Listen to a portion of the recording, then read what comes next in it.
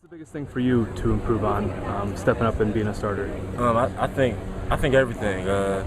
Playing the run, being stout as the run.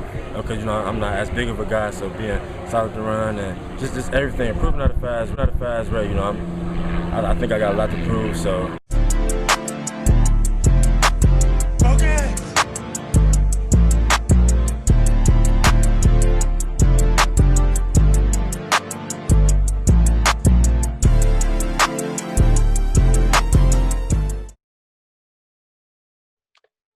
What's going on, everybody? Welcome to episode 15 of the After Effect podcast. I am your host, LeBron Steffen. We have a very special guest today, former University of Wisconsin wide receiver and standout track athlete Kyle Jefferson is on the show today. Here to give us a lot of insight on what it was like running track and playing football in the Big Ten from 2007 to 2010 for football, and I think 2012 in track. Cleveland native. We were teammates in high school and also played against each other in middle school, actually. So excited to have him on to talk about all those things I just mentioned and his after effect after he was done. What is he into now?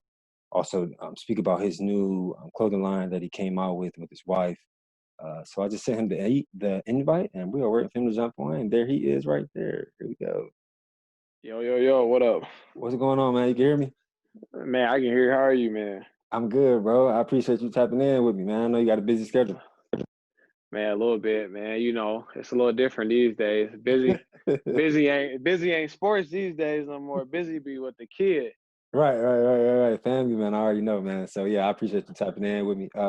This is episode 15. I call this podcast the After Effect Podcast. Essentially, just giving people like us a platform to speak about, our upbringing, everything that we went through, the high school, college, pro, and then more importantly, our after effect, what we chose to do after sports was done.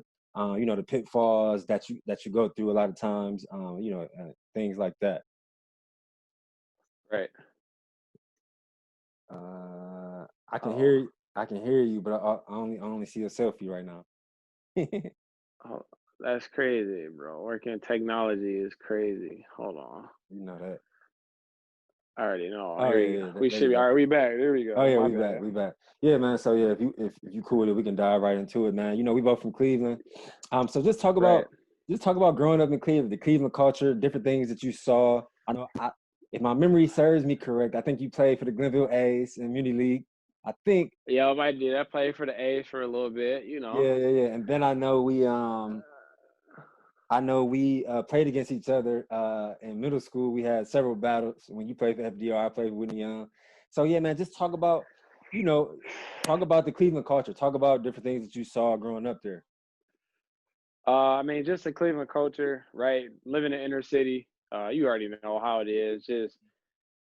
It's weird, man. I have friends that had, their mom and their dad. I have friends that just had their mom.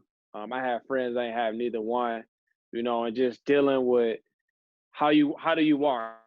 How does how do you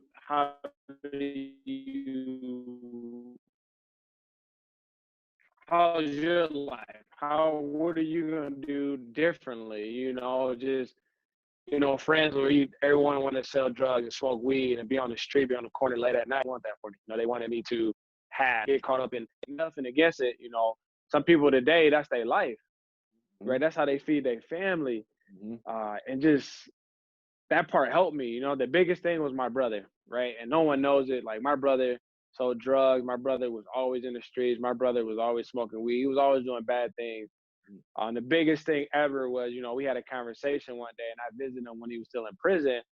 He go, man, the part that hurts the most about me being in prison is that I can't watch you play football in college or watch you play football in high school. Right. So that part hurt, So that's the killer part, right? He couldn't come out and, hang out and kick it and be like, this is my little brother. He had to do it behind bars. And he might not always be able to catch a game. If it was on the TV, he could catch it. Right. I mean, Cleveland, growing up in Cleveland, man, it's rough, right?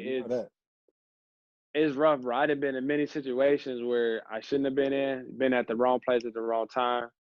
And I also know people that didn't make it out, you know, just not being in the right place, doing, you know, trying to have fun and kick it, and them kicking it got them in trouble.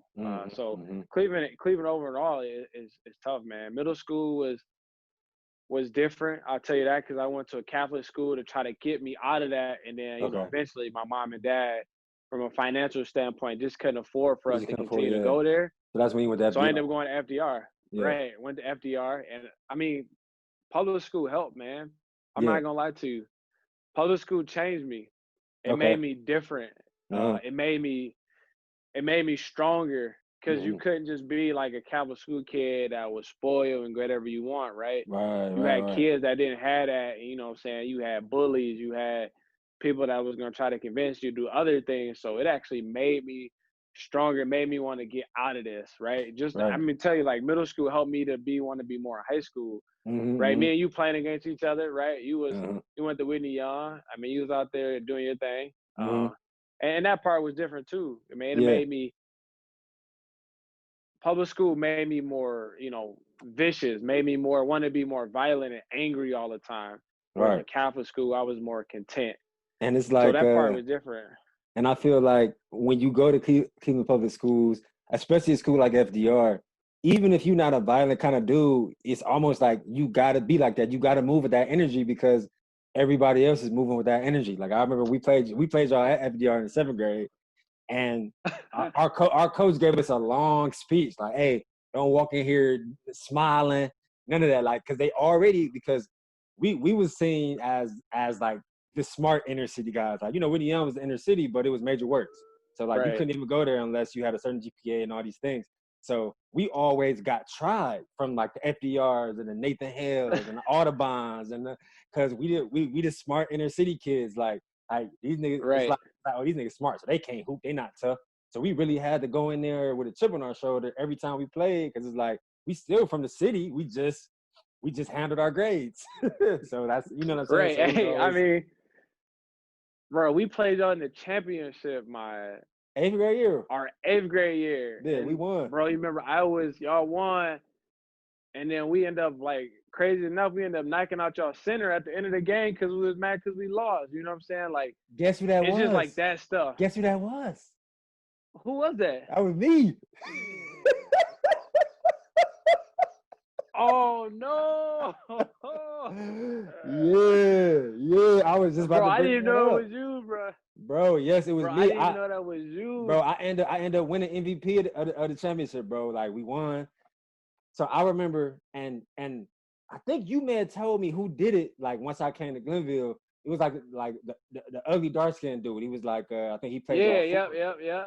But yeah, I remember looking at the scoreboard, is waiting for it to count down to 0. I think we beat y'all by like 7, something like that. It was a close game.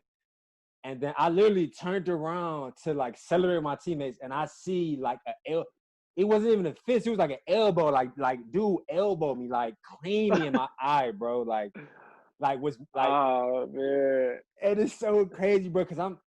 So it came out of nowhere. I think I stumbled or I fell real quick. And then I'm trying to open my eyes. I'm like swinging at the air. I can't see nothing. I'm like, right. A couple of seconds go by, and then the coach and all my homies like come and grab me, and then they like, what the fuck? They talking to the refs like, what's up? Like we won, but bro, that ruined my that championship because I'm ready to work. I'm trying to find who did it. Like, and didn't nobody know nothing. Didn't nobody see nothing. Remember, I got kicked out the game, bro. Oh, right? No, remember I got kicked out. What quarter? Fourth quarter, bro. My pops pulled me out of the game, bro. He pulled you. I got pulled out of the game. What did he pull you out? Because I just couldn't control. I was so angry because, you know what I'm saying, I just couldn't keep my composure. You know, you at a young age, my pops was like, look, you gotta come on out of here. You know what I'm saying? You out here wilding. I mean, we end up losing, man. And that started something that, you know, when I got to high school, I had to figure out was, you know, how do you control your anger differently? You know what I'm saying? How do you use that to motivate you and like use it on the field? Because even when I got to high school, bro, before you came to the Ville, bro, I was tripping. I was just about to ask you, how was your transition from FDR to the Ville? Bro, I didn't even want to play football at first. I didn't even want to play no football, nothing. You didn't want to run track. I You just didn't want want, to do no sports, or you just want to play bro. I didn't want basketball. to do nothing. All I want to do is play basketball, That's the man. same thing Rob Rose said. He said we came to the field. He just wanted to hoop. Like he didn't even want to do nothing else. Man, I didn't want to do nothing else, man. Like you know what I'm saying. Like you talk to the coaches, Coach Tone was like, again was like, you gotta play football. Like I'm like, Coach, man, I don't want to play, man. And I ain't gonna lie to you, bro. You think about the up and comers. You got Ted. You got Freddie Lennox. You got Rod Rose. You got you got Devin Jones. All You them got guys in front Smalley. of You you. got It's Ray like, listen, Fisher. Like bro, you just Bruce sitting there and go, Friesen. bro, how can I even compete? You know what I'm saying? How can I'm Right. like, bro, I'm cool. I'm just gonna hoop. Mm-hmm. You know what I'm saying? But then I end up playing, and then that transition was tough because, like, you know, I wasn't the best receiver out there. You know, I ended up playing even in Muni League. I only played defensive end, right? Yeah. So you think about you trying to transition, get that down. You trying to figure out what you can do. Yeah, what you good at? Bro, I was just always angry, bro. Cause you grew up in that atmosphere, bro. You got people trying to dog you all the time, and it's to help motivate you, but they don't realize like it's just making you want to just fight even more. And that was the part was hard. Every time I would do something wrong, I just wanted to go off on somebody. Right. And that transition crazy, man. Public school. You went to the Ville, man. We were there together. People that don't know, man, Glenville is a product of everything that you hear. Right. Like everything, like the violence, the sports. When you talk about education, is you know what I'm saying, you make the best of where you at. That's because that's all we had to do. But the Ville shape, man. Like I said, bro, when we got to my junior year and we were all together, it was different. You know, I was more mature. I had a little bit head on my shoulder. Track helped a ton. Yeah, I had just went to state. You know what I'm saying? So I started building that confidence, and you know, people getting them and saying, you got to be the next person. You have to carry the legacy to the next generation. You're it, right? When it comes to track and football, you have to be the leader. You can no longer sit behind and just be this person. Yeah. You can't just coach no more. You got to either be the dog or you got to step aside. Yeah. Did you feel any pressure, especially with you being so good and being on them state championship teams and track for all them years? So it's basically like Coach Gann basically asking you to come after Ted, which you know, he was a track and football all-star, and at that time he was killing it at O State. So he had that reputation, and here they are telling you like, hey, we want you to be the next him, and you don't have no choice but to be that. Like, I know that was like a lot of pressure on you. Bruh, you man, listen. You did not. I would say this: we never won a football and track. You did not want to be the first class to lose. Right. So you think about Freddie. It doesn't. My junior year, my junior year was that year. That was where like things kind of. We knew going to the season like you have to be a dog. You can't lose in practice. You can't lose in the meet. That's it. We talk about it was some pressure, man, because it's hard to fill them shoes, bro. Like you talk about you filling the shoes of Ted Ginn Jr. You filling the shoes of before him Pierre Wood, Dante Whitner. Like you filling the shoes of we talk about all time greats. Like some of the greatest dudes you ever had a chance to play with. And so was it tough? Yeah, but man, when I tell you it was exciting, man, it's exciting. You go out there and you trying to be better than what they were, and you know it's a target on your back. Like everybody know if you lose, you the headliner of the plain dealer. So I would say at first it was tough, but I give Tone and Gann a lot of credit. The way they did it, they did it in practice. Yeah. So when it got to the real meets, hard. So when it got to the meets, it was like, you need to go out here and do your thing. Because think about it. For my junior year, we ran against Trotwood, which was the Glenville of the South. They had everything, 100, 200, they had it all. I remember y'all battled every year. Every year, even from back to Ted, right? They was always a team. So we get to the state meet and we do our thing and we beat them. But then you think about my senior year, you know, Gann was sick. Gann wasn't around because he had some things going on. And you think about now how do you become a leader? How do you?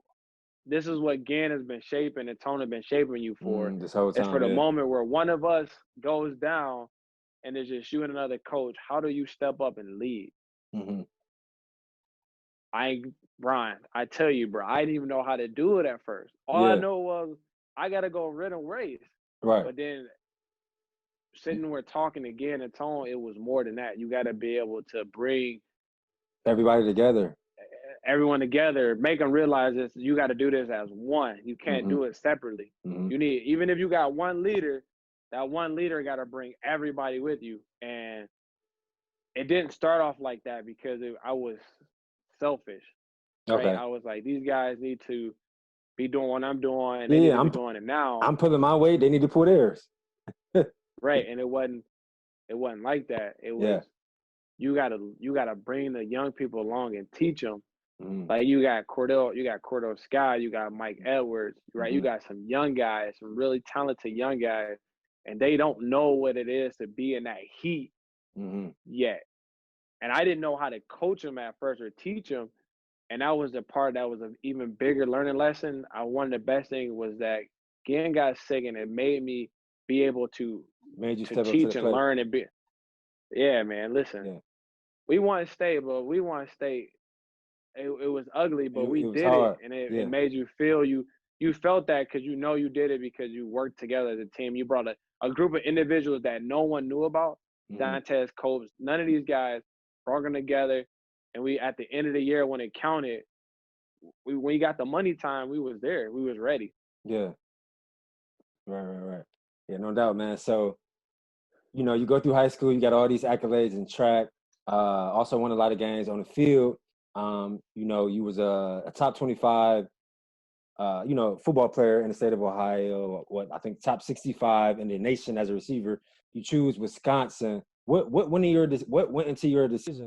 You know, during the recruiting process, I know we were going through it at the same time, and Wisconsin was in like my top three or four, but I never got to visit. But I know Devin Jones was there already as well. So what went into your decision to go to Wisconsin? Man, the culture, man. Yeah. The environment. Madison, man, the city is awesome. I saw it in the wintertime, but it was just nice. I think my family, my mom was a huge advocate. She loved Madison. She kind of loved what it brought. She loved how you can even tell when I went to visit how you could already start seeing it shape me. Wisconsin was it just fit who I was and what I wanted to be. And one of the biggest things is I wanted to go somewhere different. Right. I didn't want to stay close to home, but I wanted to be close enough for my parents to come visit. And so Wisconsin was it. Plus they had Lee Evans, they had Chris Chambers, right? They had guys that was from Ohio. They went to Bedford. You know what I'm saying? Like they were right there. You got some but they won the biggest, so it made sense. Had success. You know, D Jones was going there. Otis had committed before I did, you know, so I had people there. And the biggest thing was just like how you just knew it's something I had to do. Like I had to get out of the hood and get away from everybody and experience life. Exactly. Right. Experience like not being me being the minority, right? You go in Cleveland, you good, you about 50-50. Right. When you come to Madison, man, you in the 3%. Right. You in the 1%. Right. You in the 1%. So just like Iowa, man. Like just like Iowa City. You gotta work. You gotta do things differently. And the coaching staff was awesome, man. Like Coach Mason recruited me before he got sick. You talk about a man that walked in my house and told my parents and says, "Hey, your kid will be here 4 to 5 years. It's up to him if he's gonna play, but I guarantee he graduates."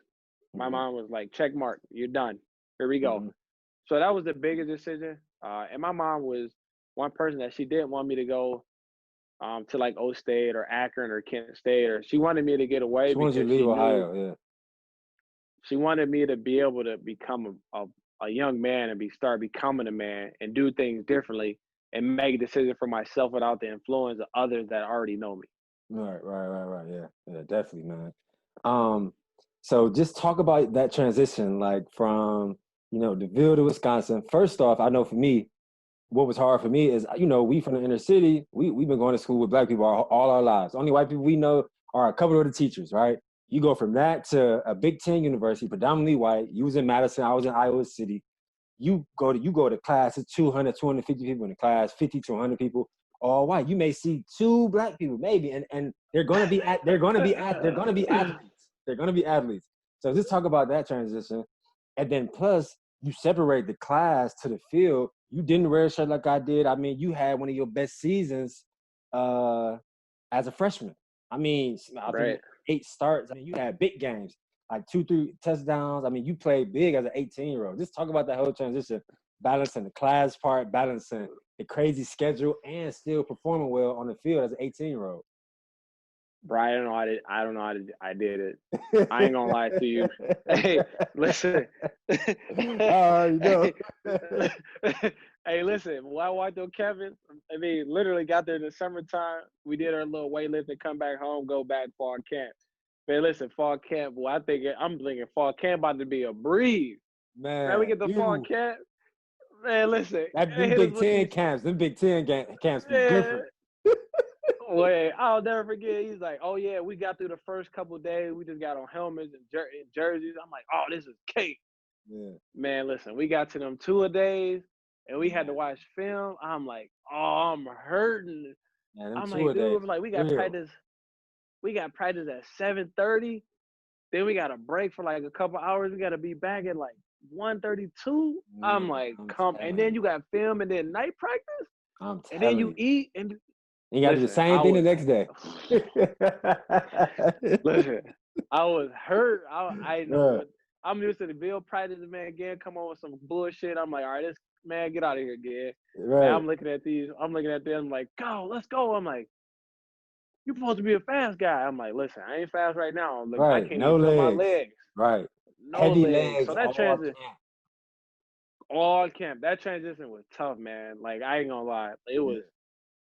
It like camp, like fall camp, make or break you, bro. Mm-hmm. But the one thing that didn't break me was like everyone can say, oh, you supposed to be from, you know what I'm saying? You're from the Ville, Mm-hmm. right? And now, you know, that carry weight. So you ain't never about to let the next one down because what you do today might be the scholarship for the next kid when they go see Exactly. him. Like this Exactly. kid worked hard. Exactly. So that transition was a little tough. But when we got to class, listen, bro, I walked in the first class ever and I sat in the room and I sat Oh. down and I looked to my left and my right. Well, I thought I was a little dot. you was you was the only black dude in there. Only black dude in the class, bro. It was a science class. Only black dude, and I'm sitting there. I I looked. know I'm you like, had to feel a man. little weird, man. Like, and then you tall, you 6'5", so everybody probably looking at you like, man. I'm sitting there. I'm going. I'm like, man. Okay, you hear the stories. Like we all heard the hood stories. Like, man, don't be messing with them white people, man. Don't be messing with them white girls. They're gonna get you in trouble. You're gonna end up in jail. Blah blah blah. And I'm sitting in class. I'm just shocked, bro. I'm sitting there like, I end up walking out of class. I end up getting up like middle of class, just walking out of class. I end up calling my pops and like, pops, like this is crazy. And he like, what you talking about? I'm like, man, listen, I'm the only black person in the class. He Man, like, well, all right, well, then take your ass back to class. Like it is what it is. You it is there what it now? is. Right, right. So that transition was actually really hard, man. Actually, my freshman year, I actually struggled like Mhm. to keep my To grades acclimate right yourself, because yeah. like right? I'm trying to balance like football. I'm trying to balance school. I'm actually trying to balance social life, Mhm. right? So it's a lot of different things. And, I'm 18 years old and it's like you see like a many girls walking down the street because it is what Mhm. it is and it's hot. So you like, okay, you head Right, zipping back right, and forth. right. And you're going through that transition. And Mhm. I finally realized like going through it, like I needed help because school was hard because I didn't have the actual tools I should have got in high school, Mhm. Mhm. right? Right. So it was a lot harder to very like comprehend some things and be able Mhm. Mhm. to really Just get it yeah, down. yeah. The homework and the papers and just the slew of different assignments, and you got to stay on top of that stuff. When your Man, body listen, already sore all the time, and yeah. I remember writing a paper. It was for English class, and I remember I ended up getting in trouble because the paper I wrote, I pretty much got it from someone else, and I just kind of changed some stuff around. You know, Mm-hmm. so I get in trouble, whatever. Coaches, sit me down. I'm sitting in the thing. I'm thinking I'm over with. I'm thinking I'm going home. You know what I'm saying? I didn't got caught cheating. Yeah. Coach goes, KJ, what happened? I say, Coach, I turned in the paper. He's like, did you turn in your own paper or you turned in someone else's paper? I'm like, all right, well, what I'm saying? I turned in my paper. I just changed the things on the paper I got from someone else. Mm-hmm. And he's like, you can't do that. We're talking through it. And the crazy thing was the professor I had, she was really awesome. She Okay. kind of, She gave you a second she chance. knew, yeah, she gave me a second chance because I've done things before, and she knew. She's like, okay, you're really bright and you got it. You're just missing some components. Mm-hmm. So I started working with her, and she helped me out a lot. I ended up writing like a paper that she ended up submitting through, I forgot, some like writing essay thing that if I would have won, I could have won like additional scholarship for grad school or whatever. Okay. But it's just the transition, it was hard. Like I almost failed like 2 classes my freshman year. Mm-hmm. Because I couldn't do it. And then you think about on top of that, I ended up playing a lot, end up getting that concussion against Michigan State, right? Everyone knows, right? It's probably one of the most popular things in the world, right? Get knocked out on national television, right? Just Yeah, get I remember hammered. that. Yeah. And then your life just changed, right? I think my life changed after that because I got rocked. I was gonna ask you, that was gonna sleep. that was gonna be my next question, bro, because obviously, me and Bruce, we redshirted in Iowa City, but we was watching that game in the dorms, man. And obviously we rooting for you, like, you know what I'm saying? We just played with you the year Right. before that, and we following you closely, we watching the game. And we seen that, like, oh man, like you say, national TV, you got rocked, but you was killing, you was having a crazy year, like all Big Ten freshmen, all that kind of stuff. So, man, Right. what did that feel like, bro? Like you was exposed, obviously. You probably shouldn't have threw it, but like, back then the game ain't what it is now. Like you could get hit and you can actually hit people. Like I got only 18 getting smacked like that, man. Football is football, but how long? Because you was out like a couple of weeks with a concussion, right? No, I ended up crazy story. I ended up playing the next week versus Illinois. Oh, for At real? Illinois, I played. So I got cleared to play that Wednesday. So I didn't practice till Wednesday, and then I did the walkthrough. I didn't do much on Thursday. I did the walkthrough on Friday, and then that was it. We played Saturday. But you talk about a scary time. Listen, what do you talk remember about from the hit? Like nothing. You got hit. Nothing, bro. Bro, I remember nothing. I don't even remember. All I remember was I ran across the middle, and that was it. That was it. Only thing I woke up and said is, only thing I remember saying is, did I catch the ball? That was it. That's the only thing I remember. Bro, I don't remember nobody saying where you was at, what the play was, what time. Bro, I remember none of. All I remember was, hey, did I catch the ball? And it was like, you caught the ball, and that was it. I didn't remember nothing else. I can't even tell you the play. I got rocked. Crazy. Yeah. That was a crazy play to see. So I can only imagine you going through that. And especially you only remembering, like, obviously you running the slant, but not ever remember it getting hit. Not ever remember what happened after that. If you hit the ball, if you fumble the ball, none of those things. It's national TV. Like I that's said, crazy. I think that hit changed a lot for me, man. Like from a football standpoint, I know the next year, like, and everyone started changing their protocols. That was the biggest thing. Like, you can't have this, can't have that. Mm-hmm. But after that hit, man, like literally, I started thinking about like other stuff. Like that's what made me start wanting to get serious about school. Yeah. Because it's like, man, if I get another one of these, or you know what I'm saying, like somebody else give me, bro, I could be. Yeah, you may not be able to play no more. Yeah, true. Right. So that made me start getting serious. Yeah, especially nowadays, man, you see a lot of players walking away from the game when they've got too many concussions and they feel like their brain is kind of at risk. They decide to walk away from it, man. So your brain and your well-being is more important than anything, man. So tell me, talk about, man, just your mental state, bro, after your freshman year, because I noticed that your numbers declined every year, and then you started getting into track at Wisconsin. And I think that those kind of things are minimized. I think those things are minimized as far as what players go through during their career, whether it it goes how they wanted it to go, or it goes how they envisioned it. Talk about your mental state just going through those years after 2007, 2008, 2009, 2010, then eventually, getting back heavy into track at the University of Wisconsin. Man, I would say like my mind state was kind of fuzzy, man. Like I love football and I wanted to play. Mm, I wanted to play football and do things, but I also knew like I had to make a choice, man. Like I had to really think about what's gonna be better for me, hmm what's gonna be better for my family. Because you remember I had a daughter, Oh yeah, so I you still did. had Yeah, my daughter, yeah.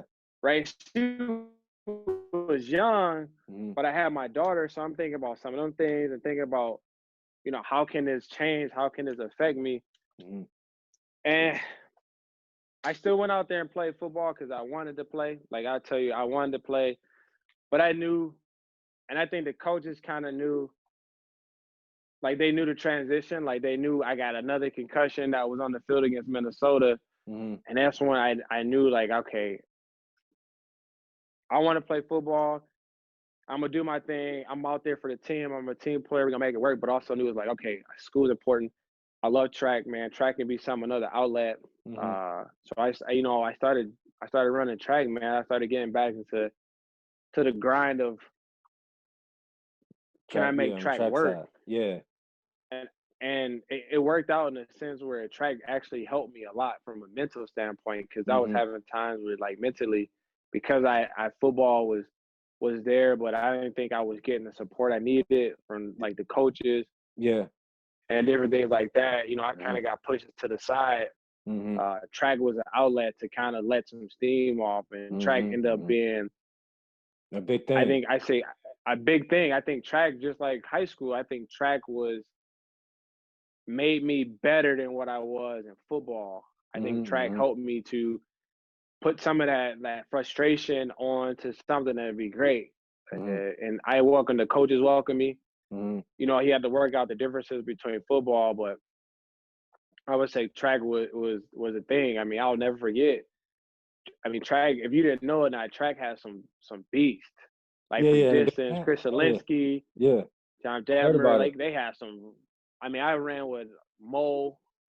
I mean Maverick Darling. These guys all went pro. You talk about some guys that were some beasts. Like you mean we had some good track athletes, and I Yeah. mean before I got there, well when I was there, they 2007 they had just won national title, Oh right? wow. And then we went what 4 or 5 years without winning anything. hmm And then my senior year, I mean my fifth year, we won Big Tens. Well, hmm you think about that part, it just that transition was I think that transition for me was easy because I've Yeah. always done it. Right. Right. Yeah. Well, you had I've ran always track your been whole a life. track guy. Yeah. Right. It was football, basketball is over with. Take a little break, work out, get bigger, stronger, get faster, and then track. hmm I think the part that was hard was traveling for track. hmm Brian, you'll leave on a Wednesday morning, you don't come back to sometimes Sunday night, Monday morning. Not from a meet, From a me, you be and you like, got to go straight man, to you gotta go to class. class. Straight to class. I'm like, come on, man. And then you'll be gone again Thursday. All right, you on campus for 2 to 3 days, and then you going again. You right back at it. Man, you gone. So I think track helped a lot, man. I think it helped me mentally. It also helped me emotionally and spiritually kind of really find myself and Yeah. because I was hurt about football, but I hmm understood like with all the concussions I had, it was making a decision that will be better for me in the long run, which it is today. hmm Um, and So, I can't be mad at that. It mhm. was a tough choice, but it was the best choice. And that's super dope that you had track as an outlet, man. Because imagine, imagine how many other guys that were in your position, not just at Wisconsin, but just all around the world, in the Big Ten, SEC, whatever school they're at, that don't have that outlet, that don't Right. have that second sport to go to. So they're literally going through it in their mind because their football career isn't going however they want it to go, or they feel like they're being alienated by the coaches, or not being treated right by the coaches, or like you say, not being supported right. Individually, from coaches or advisors or whoever. So that's super dope that you had that outlet because I saw you PR that 2095 in the 200 and 4693 in the 400. And I know those times, I mean, college, high school, whatever, those are like A1 times. So like when you ran those, you know, how did it make you feel? Was it like a full circle moment because you know you were such a track star in high school, running those PR times in college? How did it make you feel? Man, it felt good. It felt really good to put that work in Hmm. and get those times.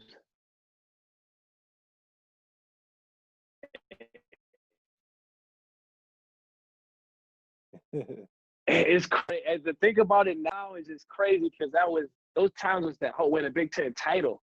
Hmm. Like so, it was that money time. So just to run those times, you're full and PR in a double. Hmm. That 200, 400 double is a beast, Brian. You right again, tell about it. We talk about it to do it on probably one of the biggest stage you could in the most important stage ever when Hmm. everything was on the line at home. Hmm. Special, man. It is probably one of the best moments in my life. Yeah. One of the best moments in my life is doing that because it was at home, Big Ten title Uh-huh. for all the marbles, and Marbles. I'm leaving. I left everything out there, man. Like Hmm. it was, and to do it in the way I did it was special. The Wow. way I Yeah. went out was special. It's just the best And part was my dad was there. wow. Yeah.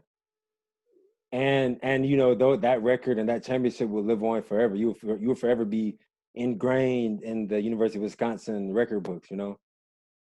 In the grain. Don't worry about it. In the grain. But that's exciting, man. Like track helped a lot, man. You you can run off some frustrations.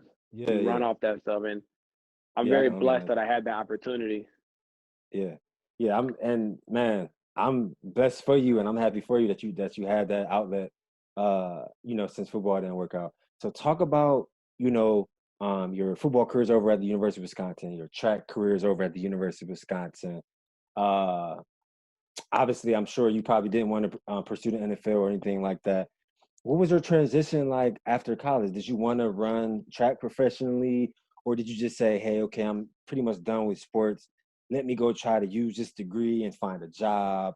Did you know exactly what you wanted to go into? Did you have several kinds of jobs? I know for me, speaking about me, I held several different kinds of jobs after college, just trying to see what I like, just trying to see what my what my niche was and things like that. I think it's minimized when people think, especially coming where we from, that it's like your parents always tell you, get a degree and then you'll be able to get a good job. But I think it's so much more than that. It's so much more than just getting the degree. It's about maybe possibly doing internships during your undergrad degree, building those relationships. So when you do need a job, you can you can call that reference or you can call that resource and ask for open positions. And a lot of times playing football, running track, you don't have time to do internships during the summer. So a lot of times Right. you don't have those resources. And where we from, like our mom or dad or grandfather don't have like a own a company that we can just start working for, like in the front office, or they don't have best friends that are the CEOs or COOs that they can call and say, "Hey, Kyle needs a job. Hey, LeBron needs a job." So we got to really kind of figure it out on our own. So what was your transition like when you were done with college, just as far as the workforce and just you figuring out what you want to do, as a college graduate? Man, I that transition was hard. Yeah. You hit all key points, man. I didn't because I was so involved in football and track. Like I didn't do internships like I should have. I don't think I did a good enough job of making those connections with those people Hmm. and doing different things I that say the were same thing. important. So I struggled, man. Like I can't even lie. Like it took me like a month to like even find a job. Hmm. And I'm thinking like I'm out here just figuring it out. School's over with. Hmm. Tuition money that ran out from scholarship. Hmm. I'm mom and dad helping me out the best way they can. Hmm.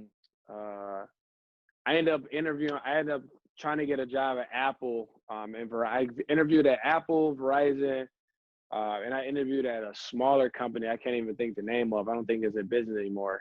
Okay. And I did those interviews because they were competitive companies, Hmm. right? I Hmm. think that's the thing that I still had in me. Of was I course. wanted to compete, right? How can I take my athleticism or like me being an athlete and Yeah. still be able to compete in the business world? So Right. like those two companies you can do that with. So I ended up taking a Verizon job just because of they had better benefits. You had a lot more opportunities to hit different metrics. So that gave me opportunity that says, all right, I want to be the top dog. I want to beat everybody. But Verizon itself, man, when I actually did that transition, man, I struggled like that first couple months. Like I'm getting checks and stuff and I'm doing different things, but it's just like the way I was doing stuff was like I'm thinking about in a football track sense, and I'm trying to I'm talking to customers and I'm like, oh, you know, my manager, she's like, you can't talk to them like that. You got to be a little bit softer, right? And I'm like, you know, I'm trying to get them this stuff and get them out the door. Yeah. You're And she's trying to like, get the I sale. get, I'm trying to get the sale. She's like, I get that point, but she says, if you got a little bit more finesse and you can still have that energy, she said you'll be fine. So that part was trying to transition and understand that part and realizing that, listen, bro, I went from waking up at like 10 o'clock to having to wake up at like 8:30 to get to work and working a full 8-hour, 9-hour shift, bro. I'm like, man, I want to go play football and run track, you know? Right. It's different. So I think that part was a hurdle, and I think it sucked because I think like, man, I actually was kind of mentally, I was kind of hurt because I was like, man, I don't want to work for Verizon, you know? I want to go run track, and I was trying to do that, but you got to have money behind some of the stuff to do it. I didn't have sponsors and or stuff like that. sponsorships, yeah. Right. So it was a struggle at first. I think, honestly, Brian, I think it took me like a solid 2 years, 3 years to kind of really understand, fall in place, like, right, really fall in place, because I was still trying to do different. I'm still working out. I'm still running. I'm out here playing like I'm doing so many different things just so I can stay competitive. And I'm just like, I got that itch. And then you just finally, you know, after a while, you kind of figure out like, I ain't about to run no more track against these kids. You know, I'm not about to play. I'm not about to put pads back on. So I really need to dive in and focus. So I think it took me about 2 or 3 years to kind of really like transition out. And that transition was hard, man. Like I ended up quitting Verizon, moving to Cali to pursue like running track and trying to get a job out there to do some things. And then that didn't pay. What part of California were you in? I was in LA actually. Okay. I lived out in Woodland Hills. Okay. But I would commute into like LA. So I was out there for like 6 months. Okay. I'm trying to figure, and it just didn't work. Like I didn't have any money. I was just trying to figure it out. I ended up having to call my aunt one day. It was like, look, this not working. Yes, it's ugly for me. I'm trying to get back east. I don't have any money. You know, my aunt didn't blink an eye. Right. I'm trying to get back. She shipped my car back. But then I'm at home. My mom is 5 years old. I'm at home with mom and dad. I'm like, damn, man, I did all this stuff. And I'm in a position that I said I didn't want to be in. I'm broke. I ain't got no job, and I'm at home with mom and dad. Was your ego shot at all, like during that time? I know it was. Man, bro, hey, my ego was hurt. I'm like, man, I'm at the crib with my. Don't get me wrong, I ain't saying like if you got a job, you trying to figure some things out, I get it. But I'm at home with absolutely nothing. Right. I couldn't even pay my own cell phone bill. I'm at home by myself. I'm like, damn. So I had to. How did I get here? My ego. How the hell did I get here? So I ended up having to suck my ego up. And I told my mom one day, I said, I'm going back to Wisconsin. I said, ain't nothing here for me in Cleveland. I need to get out of here before I do something or put myself in a position where, you know what I'm saying, you're not going to be happy with me. Exactly. So my mom, like I said, I packed my 2 suitcases up. I called one of my buddies that I was friends with. I asked him, hey, can I stay at your crib for like a couple of weeks until I can figure some things out? A couple of weeks turned into like 4 months. I was working a part-time job at a bank. My manager who hired me the first time at Verizon, I reached out to her. She had just took over a store. I said, hey, is there any way you got any open spots? Can you take me back? She says, yeah, we just had an open spot. I mean, I'm like thinking like, thank you, God. You know, she had an open spot. And then I kind of just from that point on, I took the business world of life more serious, and I started doing things and studying to be more successful and start honing in on how can I make this job my career? How can I make this special? Mm-hmm. And that part, like I said, that part was hard to do. And like people don't know, bro, like not having nowhere to sleep. If I didn't have my buddy in Wisconsin, bro, I would have been sleeping in my car. Right. But he People let don't me instead, he let me man. sleep on his lazy boy. I slept on his lazy boy chair for 4 months. To the day, anytime I see that lazy boy chair, which sits in his basement, I won't sit in it. I refuse. Yeah, because you was there so long. I was there so long. I was like, this is a remember. Every time I see this chair, remembers of where I was at and why I don't want to go back that way. Because that's the part that's hard, man. Like people don't understand. Like you don't get when you're an athlete, like you got money that they give you, but you don't know what to do with it. You just gonna buy shoes, right? I was spending money left and right. Even with Verizon, I should have been saving stuff, but instead I'm like, man, let's go. I'm treating all the homies. We out at the bars and stuff. I'm buying rounds of drinks because I got it.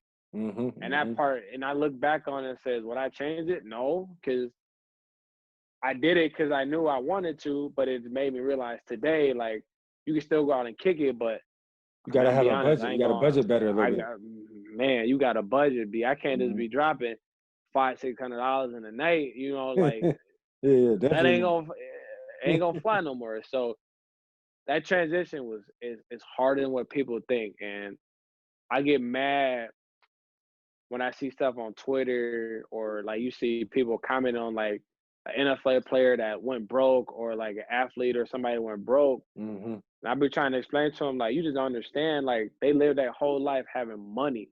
They live that whole life in that fame. Like it's hard, especially when you come from different parts of the world or the trenches where you're not used to having money. Man, not used to having anything. Having money, bro. I didn't even know what credit was at that time, B. I just used a debit card. Exactly. And that's the point that I get upset about is like, man, like, oh, how did they go broke? Like, I know how they went broke. Exactly. They had nothing. Exactly. Then they got some money, man. They making up for lost time. They just didn't take track of what they was doing. Exactly. That don't make them stupid. They just didn't know. Exactly. And I that's was the main thing, way. just not having the knowledge, not just not knowing, not having access to the knowledge. That's really what it is. I feel like, in my opinion, a credit class and a financial literacy class should be it should be a prereq. Like you know how we take our prereq classes freshman and sophomore year in college. A credit class and a financial literacy class should be in the prereqs, like because where do you learn about that kind of stuff, especially if you don't come from money? If you come from money, maybe your parents would teach you about it. But if you come from where your parents live in check to check and y'all barely getting by, who's going to teach you about those things at a young age? Right? You got to either be self-taught or you got to major in finance or business, and then you may learn some things about that. You know, so it's right. I think those things should be taught like early when you 18, 19, so it will be able to put you in a better position when you do leave college, in my opinion. Man, even high school now, man. Yeah, think about it. Yeah, kids are gonna that pay to play, bro. Like you need to learn about it now. Right now, that little money you get from your graduation. You know, when you graduate from high school, take that and go open up a bank account or go take that and do get a pre-approved credit card, and you know what I'm saying, just start building your credit your little freshman year. I mean, it's just so many things that you can do. You know when you're in the know, but if you don't have access to the knowledge, then you don't know. Right. Don't know. All right, man. So we're gonna transition to a segment that I like to call the Coach's Corner. And this is the segment where I just want to ask you, what was the best piece of advice that any coach has ever gave you? Whether it's muni league, whether it's high school, whether it's college, whether it was a football or track coach. Now it can be one of the best advice that you ever got, or it can be some of the worst piece of advice, or a foul slogan. Like in my opinion, I got more foul slogans from coaches in college than really good advice that I would like take and like tell to my kids and stuff like that. So what was the best advice a coach ever gave you? Or it can be something that just it's always in your brain that you will never forget, bad or good. Man, I can say best, probably one of the best I ever got was the color of your skin is the color of your skin. Mm. It don't make you who you are. Mm. But remember, someone always watching you. So what you do today will probably affect you in Like the your tomorrow. future. Wow. So that was some of the best. That was some of the best advice I ever got. And another one was just, you may be a boy today, but you're gonna grow up to be a man, and you're gonna have a son one day.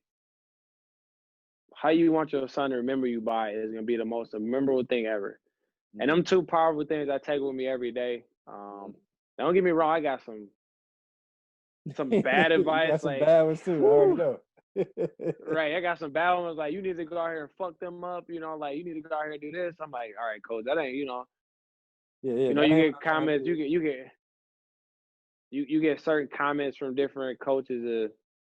Oh, you from the Ville, you gotta be, you supposed to be top dog, right? It ain't. It's about me. Saying a little smart But shit. I try not to, man, sports shit. I try not to think about those as much. But those two ones that I got, I take those everywhere because, man, them is real. One coach, man, he still like, he more of a friend now. I remember he told me after my sophomore year, he flagged me down and said, "Look, man, get your degree, man. It'll take you a long ways. Don't be stupid. Don't be out here like some of these dudes like they don't get their degree and then you sit back and now you got to take extra classes to get it. Do it now, while it's easy and fresh, so it's, you ain't got to deal with it later." He told me that, and that was a wake up call, man. He said football might not be the thing for you. You might not make it to the next level. So that was some good ones, man. Those are ones that are powerful. Yeah. Those sound powerful. And what's crazy is, that first one you said, like the color of your skin is always going to be the color of your skin. It's so crazy because like that's really our reality. Like that's really something that we have to deal with every day. Like that's really something. Like just the way that we look or our height or our stature really makes the other race or different races look at us differently, like you know what I mean, and Right. make preconceived notions before they hear us speak or before they check our background and see that we're actually the guys, that we did go to school, that we did graduate, that we have done all these things. They don't even give you that opportunity to do that kind of research. They automatically judge or automatically think that you're this or automatically think that you're that just by like you say, the color of your skin. And so crazy, especially the times that we're living through now, that finally it's like coming out where like, white people or whoever are starting to have empathy, or all these big companies, Black Lives Matter and all this. But it's like, man, we've been living through this literally our whole life. Whole life, bro. And I know you just started your company. If you want to expound on that a little bit, man, talk about what ignited the fire for you to start that. I know you just went on the live. I checked the live out last night. You want to talk about that real quick? Yeah. Man, it's something I should have done 10 years ago, man, when I just finished up college. And the reason I didn't start it, man, like I said before, man, I was just afraid, man. Like I was afraid of what people would think, man. I was afraid of what would happen, what wouldn't happen. Instead of just being confident in myself. And I'll be honest, man, like we got hit with the COVID thing.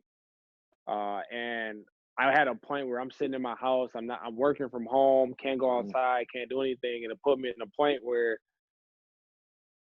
I was starting to get mentally depressed and not really feel confident about myself.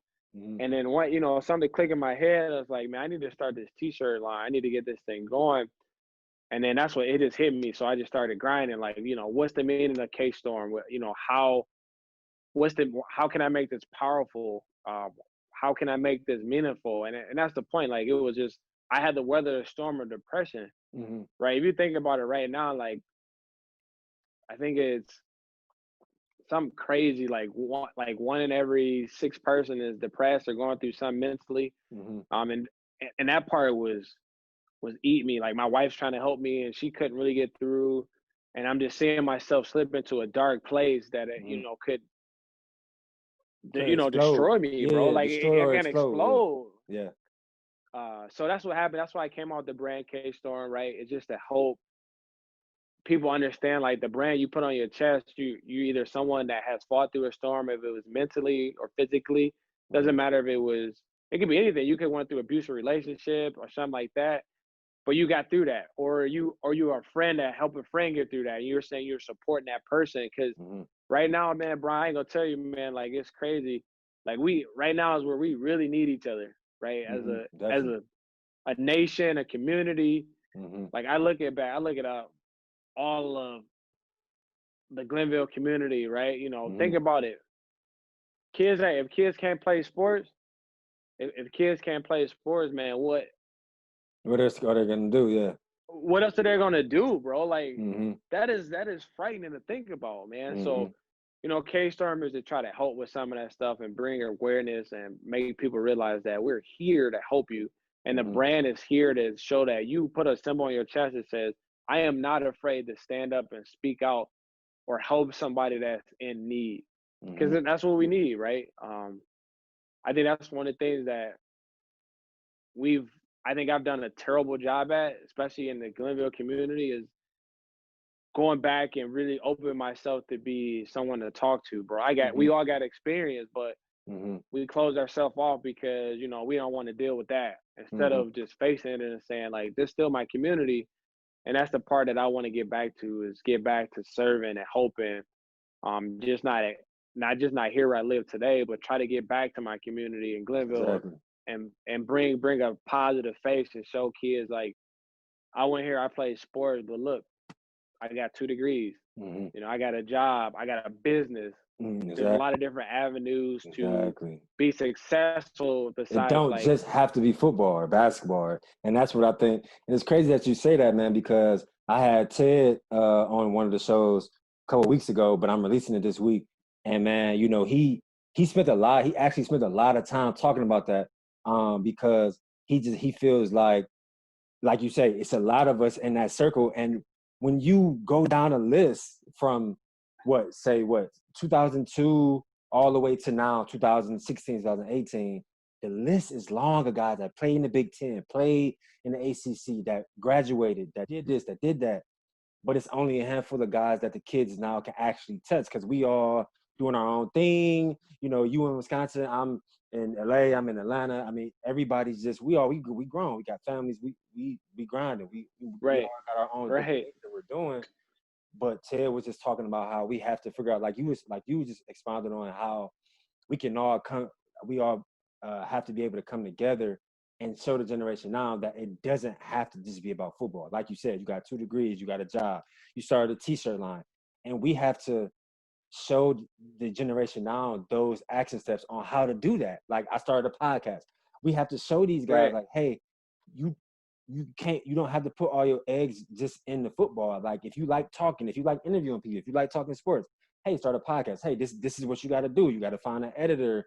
You got to record on Zoom, and you got to find an editor that can edit your visual episodes in Premiere or learn how to edit yourself to make your own stuff. It's so many different action steps. Like you say, start a t-shirt line. And Ted was talking about, like, obviously when he's done playing, obviously he wants to like, not necessarily start a school, but like further advance again academy to the point where, because I was telling them that they should put like a program in place where it's like kids can just be free and do extracurricular activities other than sports. Like, if they want to start a YouTube channel, or they want to do right, dance videos, or they want to do like short films, or they want to maybe write short stories. It's so many different things that they can do, but a lot of times they don't have access to those things to even find out if maybe they like doing it. Maybe they want to play the piano, or maybe they want to play an instrument. Just to have that outlet where it's like, okay, I play football, but I also like writing, or I also like to play this right. I also like to skate, or I like to write. So having those tangible skills is like, it puts less pressure on you. So like, when you don't make it, it's like you don't like fall into the pressure, or you want to go hurt somebody, or you don't want to talk to nobody because it didn't work out. Like, you know what I mean? Just Yeah, creating that kind of stuff earlier, I feel like will put the generation now in a better place. And also us knowing that, hey, man, we played in the Big Ten, but maybe we could have did more. Maybe we could have tried to build this relationship. Maybe we could have tried to get in this internship, even though we know that it's really hard to do an internship, especially when you have summer workouts if you're a football player. But just building those kinds of relationships, so when they do graduate, they can have someone to send that email to or call and say, hey, like, do you have any like entry-level jobs, like, entry-level jobs Right. like that, man? Because I feel like you admitted it, you feel like you dropped the ball on that, and I feel like I dropped the ball too. I was just I was in Cleveland too, trying to figure out like, okay, man, I got 2 degrees, but man, I'm sending out all these applications, but I'm not getting no interviews. What I need to do? And then that's when the darkness comes, because it's like, man, nah, I did everything everybody told me to do. I went to school, I got my grades, Right. my degrees, but now I can't find a job. And like Can't you find said, nothing, B. 23, 24, 25, back at home. And that's when the darkness creeps in. Like, all right, fuck it, I got to get some money. I may have to go do this or go do that. And luckily, you said, all right, man, I'm just going to go back to Wisconsin. And that's when I moved to Atlanta, because I felt my mind going somewhere different.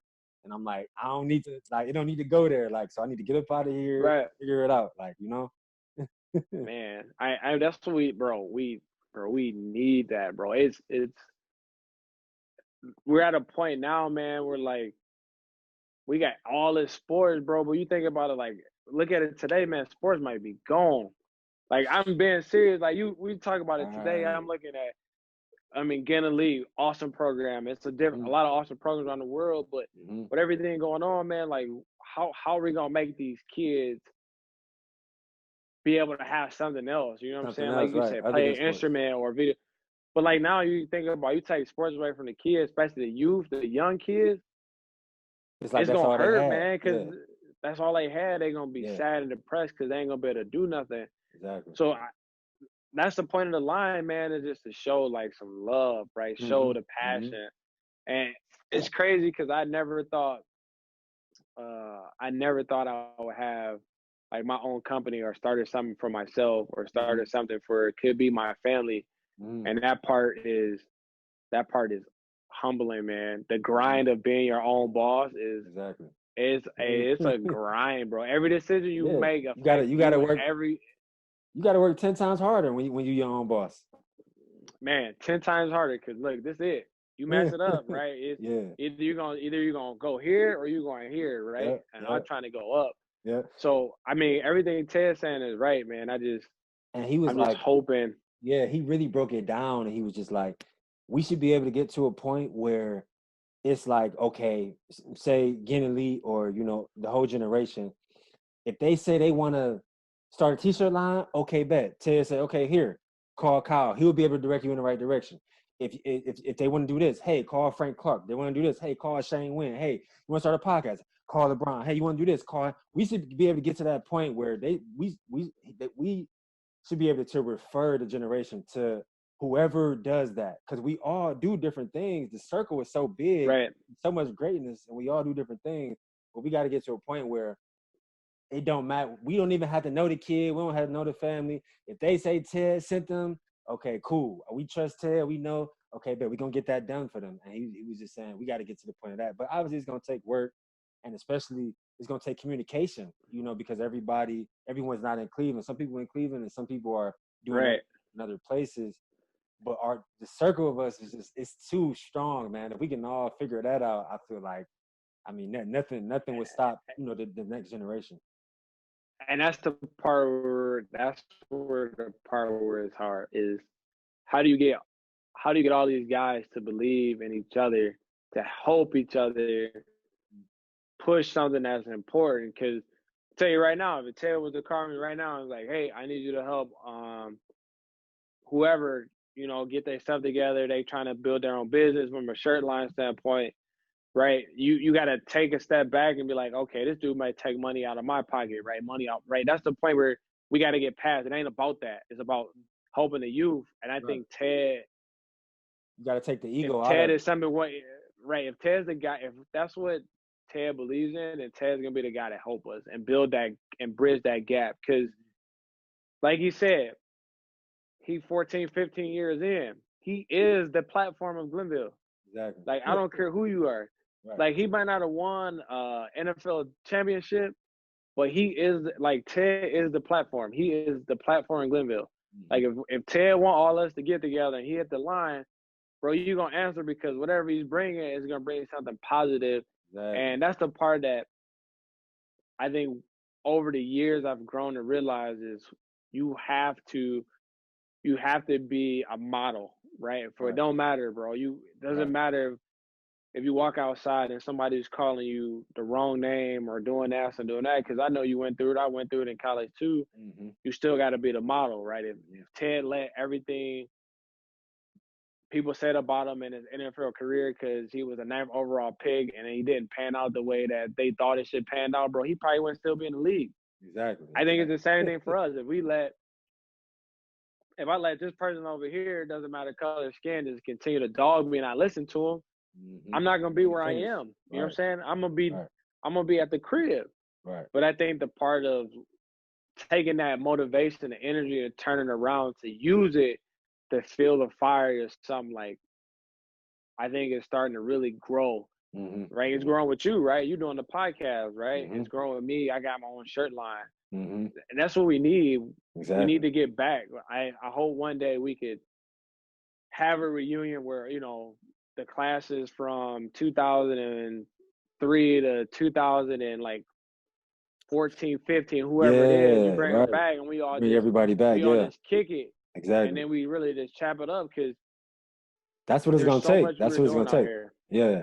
And then I think I think something like that, like you say, like a 2002 to 2016, 17, whatever reunion, because all those guys, that core of guys, is going to be so many guys that are doing so many different things. And then that's when you can kind of make it make sense. So, okay, here, take my contact, I do this, or here, take my contact, I do this. And then that's when, like you say, I think the gap can be closer. And it's an opportunity for everyone to be creative. Like, okay, if you're here in this state, you're here in this state. Okay, let's all try to come together at least once a year in the summer and do like a big 3-day camp and like have different segments. Like, let's not just make it about football. Let's do this on Friday and do this on Saturday and do this on Sunday. Something like that where everybody can, you know, put in their own info on or put in their own knowledge of what they know or what they're experts at. But ultimately the kids, the next generation will be able to receive all that information and absorb all that information from the whole weekend.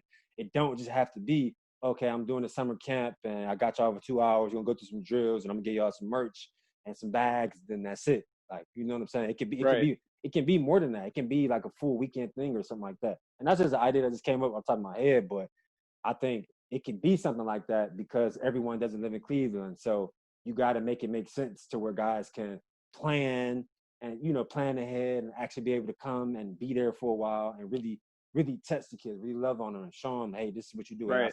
I've seen this. I've seen that. You may go through it too. This is what you should do. Like for me, what I'm passionate about, bro, is telling young prospects and stuff like that the questions that they need to ask during their recruiting process, because things change once you get to these campuses, man. Like, you know, they tell you could be a pride and joy, and then you end up getting treated badly during your career, and you stained, and then you got to go to therapy and all these different things. So just all the different lessons that I've learned, that you've learned, it's almost like our responsibility to give that information back. Like, okay, basically on some like whole shit, like I did that so you don't have to go through that. I went through that, so I'm telling you to do this, to move like this, so you don't have to go through it, right? So yeah, man, I think it's gonna make sense eventually. I feel you, bro. We like you bring out that point of giving back. Like I said, I coach, right? Whatever. That's the one thing I get back, man. I don't get back. I get back lessons, like stuff I learned, right? Things that I don't want you to go through. I'll be the first. I tell all my kids, I'm like, man, go to college, have fun, have a blast. Have a bunch of do fun. things. Have a bunch of fun. Not too much fun, but yeah. But I always say, man, always remember at the end of the day, bro, the next 4 or 5 years is going to change who you are, and it's going to say, who do you want to be? So while you out there having fun, you making decisions, right? Remember, like this 4 or 5 years is the critical part of where you going in your life. So you got to be very diligent and smart about how the moves you make, because you can make 100 great moves, but that 101 move can be bad, and that's Yep. gonna take you It all can the way ruin back to everything. zero. Exactly. Ruin So everything. just be smart. So I think that's the part where I think I enjoy giving those lessons. Cause the other cool thing is like where I'm at, like these kids don't go through some of the stuff that we went through, right? So Right. I think So the it's kind of stories a I total tell different them, vibe. They probably look the stories you tell them, their eyes probably like this, like that really happened. right? They listen to the stories because they know the story is real, and they take like they listen. They like, okay, hold on, all right, that's crazy. But I'm like, this story, you know what I'm saying? This shaped lives. Like when you talk about gun violence, you talk about drugs, you talk about gangs. When you talk about that stuff, man, they don't have that, right? I'm telling them like this is stuff you do. I'll never forget my senior year, bro. We let a gang. They run into the school. They chasing 3 people through the school out the side door for something I don't even know about. You know what I'm saying? I'm just having to be walking to class. I'm like, all right, let me just go ahead and move. Let me go ahead and slide out the way because Man, they I had to get remember, something, bruh. bro. I remember They going used to to the be in there. bro. I remember going to the at the Ville, going to the bathroom and seeing a nigga sell a nigga a gun in the bathroom. In the See, bathroom, like, but it was funny because the 2 dudes I was cool with, so it was like they like said a joke, like, man, like Brian, hurry up and get out of here, man. You know, you ain't involved in this. Like it was, that's the thing about the Ville. It was like it was so much bad shit going on, but the street guys, the hustlers, all that, they really respected the athletes. You know what I'm saying? So it was like right. always like a joking thing, but when you really talk about that, that's like a crazy experience. Like, man, I didn't watch this nigga sell this gun, but they cool with me, so it's a joke to them. But like, this is really happening. Like, and I'm just literally in Brian, class. that's I'm going to the bathroom, and I'm about to walk back to hey, class. Like, bro. Or you be going to the bathroom, they shoot dice in the bathroom. man, every time bathroom, Every bunch of money. time. You know that Bro, bunch of money. Bro, you remember they locker used to room in the pull a gym, fireman alarm, that locker room in the bro. gym too. And they're in the gym, bro. Hey, remember they used to pull the fire alarms to go out and have fights, bro. Remember they damaged all those teachers' cars? I'm saying, like, you don't hear that stuff now, bro. But I'm saying Exactly. bro, we lived a life That's of really craziness. that's really what boys came from, though. Bro, I'm talking about legit. I'm talking about like, let's go outside, let's pull the fire alarm, let's get it cracking. Bro, you got gangs running in the school chasing people. I'm telling Bro, you, dog. I remember, bro, we was going to practice one day, and bro, they had right on the other side of the wreck, they was getting into it, and Yeah. you know what I'm saying? Like it just like that stuff. Like you realize, like man, like we fortunate that you know what I'm saying. We got We out of got that. through it. Exactly. We got through that, man. Like it. And what was crazy for me, bro, is like you just never know what would pop off. Man, I remember we was playing in an open gym, with Coach Hulk, and Tone was playing with us. It was me, Tone, Jawad Williams that came back. He was playing with us. Right. We ran the court, bro. We won like eight straight games. We was Ooh, balling. hooping. And like 2 of the guys, they was older Glenville guys. I think they was probably from like 99, 2000. I guess they didn't get along with Tone. Like they didn't get along with Tone for whatever reason. Like they was hooping with us, Right. and it was going back and forth, right? Just talking trash. You know how we talk. Right. And man, like I'm thinking it's just basketball. They talking trash. I'm thinking it's just basketball. But we done playing. We go downstairs, and to the locker room, get all our stuff. It's like spring, so I think y'all may have been like in track practice, or maybe y'all was done with track practice. Right. It had to be like May or June. I remember. But the 2 dudes like came down there like, what Tone at? Like tell him he got to come outside. So and so I'm like, oh shit, like Tone, like Coach Tone, like y'all talking about like somebody our age, or like they talking about Tone. Like so I remember like Tone coming out, having to come outside and like basically like about to work with these dudes, like in front of all his players and all this different. And that shit was just crazy, bro, because we literally was just playing open gym, and then like now this shit done went to a whole different thing, like that quick. Like you know what I'm saying? And like you say, I think we super fortunate, bro, like just to get out of that, like to see it, because it build character and it molds you into who you are. But more fortunate than anything to get out of that without like, catching the stray or just anything, man. Because I always tell guys on any given day, especially in Cleveland, you can be chosen. You could be just a normal dude walking down the street, but on any given day, man, you got to have a little bit of grace and a little bit of mercy on your heart and on your soul, man. Because Cleveland, it's the jungle for sure. Boy, it's the jungle, B. You can listen. Anything, guys. You Any can of be, the hey, time. you can be that guy. You could be that guy. We'll be. Right. Listen, So, that jungle, man. man, like you say though, it mold us into who we are, man. So I always end my podcast with, obviously I call this the After Effect podcast. So, I feel like we've been playing sports our whole life since we was 8, 9 years old, bro. All across the United States, different teams, different coaches, different experiences, the highs, the lows, the wins, the losses, the pain, the rage, all those things. I feel like we all as athletes have an after effect. So what would you say your after effect is? All these years of football, track, what would be what are a few things that you're going to take with you that you're going to like instill in your kids and instill in the players that you're coaching now? What would you say you've learned, and what could be your after effect after all these years? I would say humble, man. Be humble. I think after all these years, man, is humble and grace Yeah. and understanding Yeah. all those things, because we're fortunate that we could do that, right? Right, We right. gotta, and that's what I want to install into my kids is like you can be a dog. You go out there, you do your thing. You go out there and you tough. You do what you need to do to help your team win. Right. But when it's over, man, you be humble.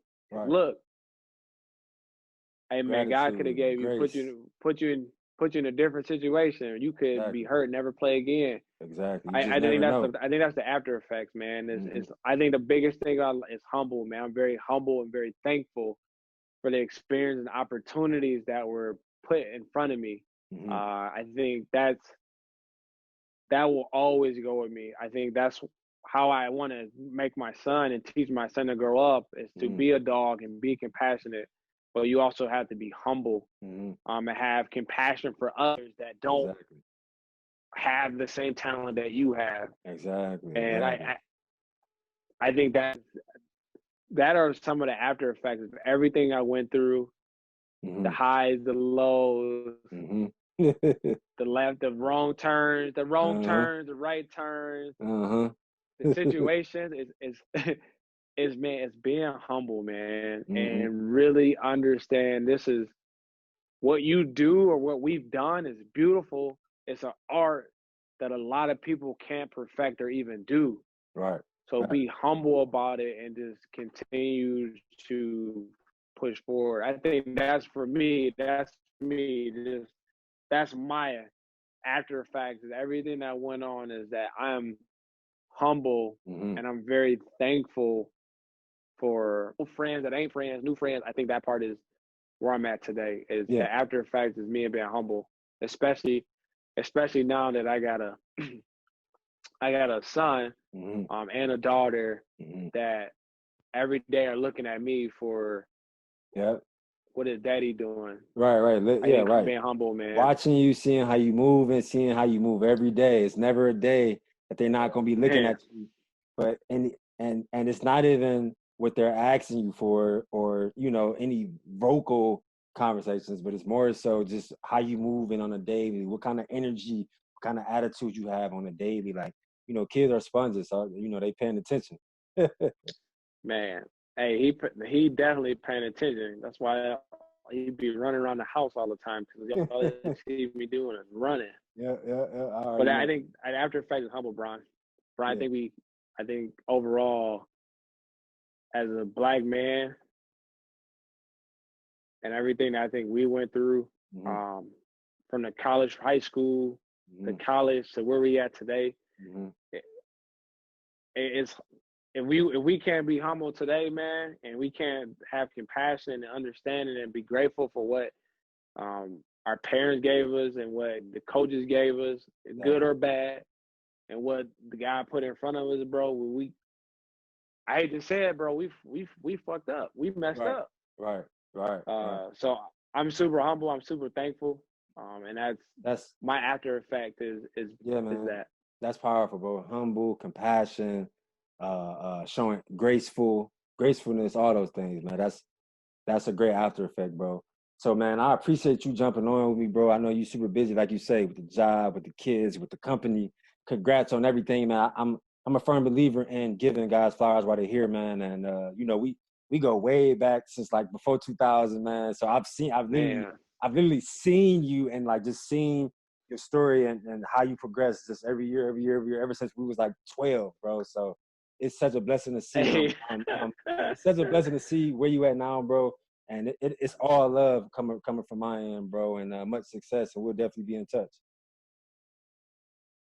Hey man, same to you. I appreciate it for putting me on. Yeah, appreciate you coming Same on. to you. Like I said, we grew up from the trenches. May have been on two different sides, but I always remember, bro. I never forget. One of the coolest moments before we leave is, bro, you called a pig versus St. Nations, bro. Our senior in the playoff, bro. We almost had to knock you down because you was trying to go to the house. Like get down, man. Hey, get down, bro. You might fumble. Man, I definitely said that out loud. I remember you saying that. I remember you saying that. Like, I remember you basically tackled me, bro. I remember you basically talking me like, man, bro, we good. We won the game. You ain't the game over with, bro. Listen, I was dead tired. I wanted you to fall down. Let me tell you. But I knew like stuff like that, man. You talk about a brotherhood, like we laugh about it now. Yeah. But I can guarantee, bro, back then you was a little upset because like, bro, I got a clear path to the end zone.